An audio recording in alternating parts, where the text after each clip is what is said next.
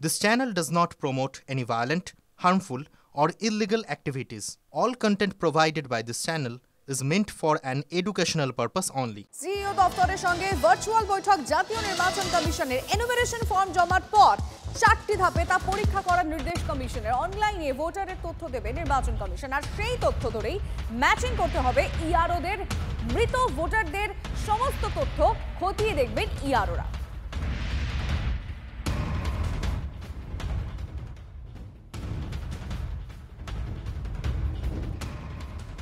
মৃত ভোটার নিয়ে এবার সরাসরি জেলা শাসকদের সতর্ক করল কমিশন।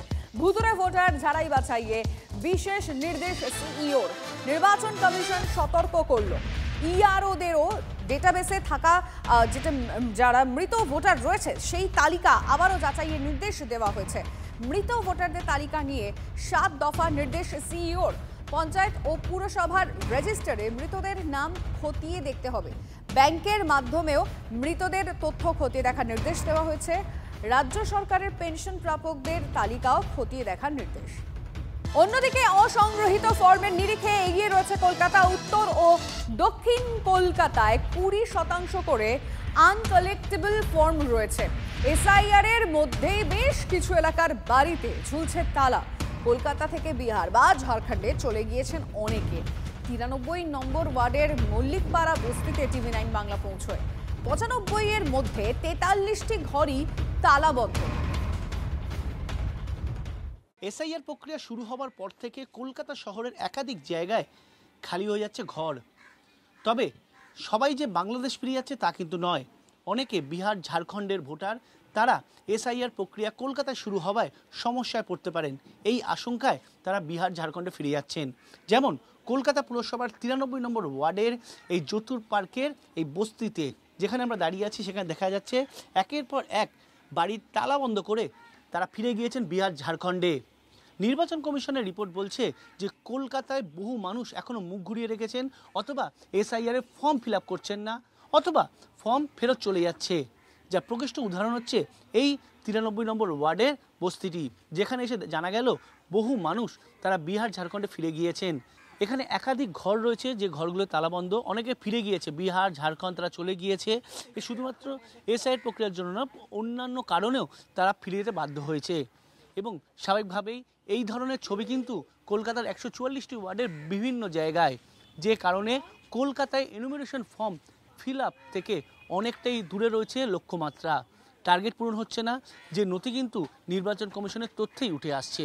ক্যামেরায় অর্ঘ চট্টোপাধ্যায়ের সঙ্গে শান্ত ভট্টাচার্য, TV9 বাংলা। ওরা এখানটাও করিয়েছিল, হ্যাঁ এখানটাও করিয়েছিল। এখন যে এই যে একটা যে মানে বেরিয়েছে একটা ফর্ম যেছে, ওই নিয়ে ওদের মানে একটু হয়ে গেছে যে আমরা তো বেশি দিন থাকবো না কলকাতায়, আমরা তো বিহারেই থাকতে হবে। যার জন্য ওরা বিহারেই মানে সব কিছু বললো আমাদের কলকাতার ভোট মানে এরকম কিছু দু একজন আমাদের, হ্যাঁ আমরা যেটা শুনেছি মানে যেটা জানি আর কি। হ্যাঁ जब शादी होकर आया तो वहीं दिया था वोट 2000 को। अच्छा, अभी उधर ही वोट देते हैं? हाँ, नहीं दिया हम इधर, तो उधर में वोट चालू रख दिया, तो उधर एक रखा है सर। कार्ड कहाँ पर कैंसिल किया? इधर कैंसिल किया कि उधर पर कैंसिल किया? कैंसिल नहीं किया है, यहाँ के कैंसिल कर देते হ্যাঁ। অনেকে আছে যে ঝাড়খণ্ডেও বাড়ি আছে, এখানেও বাড়ি আছে। আচ্ছা ঠিক আছে, কিন্তু আমরা এখানকারই আছি। আপনি করেছেন ফর্ম ফিল আপ করেছেন? হ্যাঁ হ্যাঁ। তো ঝাড়খণ্ডের বাসিন্দা কবে থেকে আছেন? ঝাড়খণ্ডের বাসা মানে আমাদের মানে জন্মকর্ম সব ওখানে, বাপ দাদা আমার ওখানে আছে পুরো ঝাড়খণ্ডে। আর এখানে কি ওখানে ভোটার নেই? না ওখানে ভোটার নেই। ওখানে ভোটার নেই। এখানে কি ফর্ম ফিল আপ করেছেন? হ্যাঁ হ্যাঁ। ভোটের যে এনুমারেশন ফর্ম সেটা ফিল আপ করেছেন? হ্যাঁ করেছে। ফর্ম করেছেন? এমনি এখানকার বাসিন্দা না বিহার ঝাড়খণ্ডের? আমি ঝাড়খণ্ড কে। ঝাড়খণ্ডের? হ্যাঁ। ওখানে ফর্ম ফিল আপ করেছেন? ওখানে ভোটার কার্ড? না এইখানে আছে আমার। এখানে আছে তাই তো? দু জায়গায় ভোট ছিল এরকম। আমার তো নিজের বিধানসভায় অনেক জায়গায় দেখেছি এরকম, এবং আমি কোথাও আমার মানে সেখানে আমাদের লোকেরা গিয়ে আমার জানিয়েছে যে সেই লোকটা নিজেই এসে বলছে আমি বিহারের সবাই ভোট দিয়ে এসেছি, আমি আর এখানে ভোট দিতে ভোটের নাম রাখতে চাইছি না, আমি যে ফর্ম জমা দেবো না। এসআইআরের নাম তারা বুঝতে পারছেন যদি কোনো কারণে ধরা পড়েন তাহলে তার একটা শাস্তি হতে পারে, সেই ভয়েই তারা অনেকেই এই নামও তারা মানে আর নির্বাচনের ভোটার হিসেবে নাম রাখছেন না বা রাখতে চাইছেন না।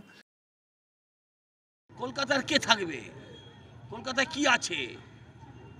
কলকাতায় বহিরাগতরাও নেই, কলকাতার ছেলেরাও নেই। কলকাতার ছেলেরা একটু যারা শিক্ষিত তারা ব্যাঙ্গালোরে চলে গেছে, যারা একটু কম লেখাপড়া তারা চলে গেছে হরিয়ানায়, তারা চলে গেছে উত্তরপ্রদেশে, সেখানে গিয়ে তারা লেবারের কাজ করছে।